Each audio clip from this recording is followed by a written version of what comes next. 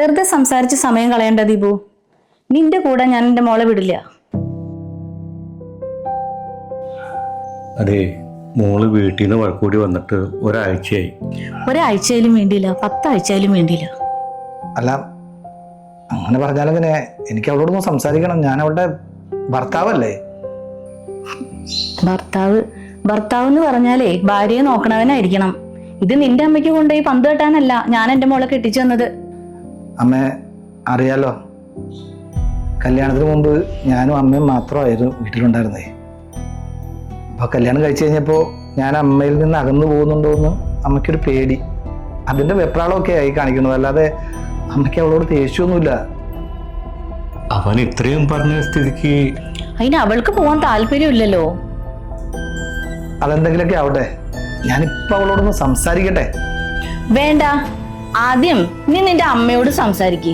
അവരെ ആദ്യം നിലയ്ക്ക് നിർത്ത്. ഒരു മരുമോളോടെ എങ്ങനെ പെരുമാറണം എന്നുള്ള പറഞ്ഞു പഠിപ്പിക്ക്. ഇവിടെ ഉണ്ടല്ലോ ഒരു മരുമോള്, ഞങ്ങളെ പൊന്നുപോലെ സ്വന്തം മോളെ പോലെയാ നോക്കണത്. ചേട്ടാ, ഞാൻ കിച്ചണിലായിരുന്നു. അയ്യോ, സോറി.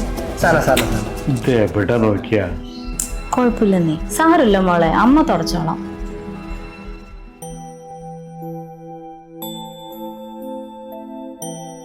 അമ്മ, ഞാനൊന്ന് അവളോട് സംസാരിക്കുന്ന കാര്യമാണെങ്കിൽ വേണ്ട.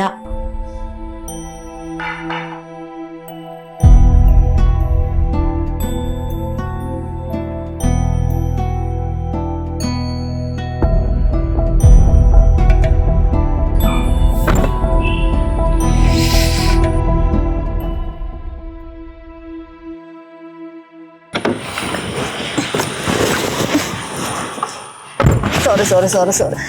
വേഗം വണ്ടി വിട്. അല്ല, അപ്പൊ എന്നോട് സംസാരിക്കാൻ പോലും താല്പര്യമില്ലെന്ന് പറഞ്ഞിട്ട്? ആര് പറഞ്ഞു? ഞാനോ? അത് അമ്മയല്ലേ. വേഗം ആവട്ടെ.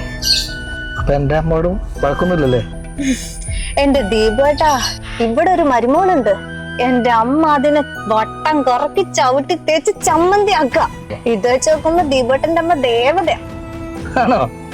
എന്നാ പിന്നെ ദേവതയുടെ അടുത്തേക്ക് പോയേക്കാം. പിന്നല്ല.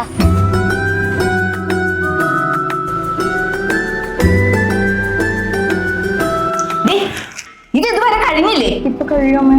ഇത് കഴിഞ്ഞിട്ട് ഇനി എപ്പോഴും തുണി തരുമണേ? ഓ, പാത്രമൊക്കെ അങ്ങനെ ഇട്ടേക്ക് എപ്പോഴായിട്ട് ഇതൊക്കെ കഴിയണേ? ഇതൊന്നും കഴിയ വെച്ചാൽ നിന്റെ കയ്യില് വട ഊരി പോവോ? എന്നാ വേഗം കഴുകടി. ഓ, അതെങ്ങനെയാ? ഒരു കപ്പ് കാപ്പി മര്യാദയ്ക്ക് കൊടുക്കാൻ പോലും അറിയാൻ പാടില്ല. കാരണന്മാരെ പറഞ്ഞാ മതിയല്ലോ. അതൊക്കെ എന്റെ മോള്, ഞാൻ പറയണേന് അപ്പുറത്തേക്കില്ല. മോളെ കാണാനില്ല കേട്ടോ. അവള് കെട്ടിയൻ്റെ കൂടെ പോയിന്നാ തോന്നേ.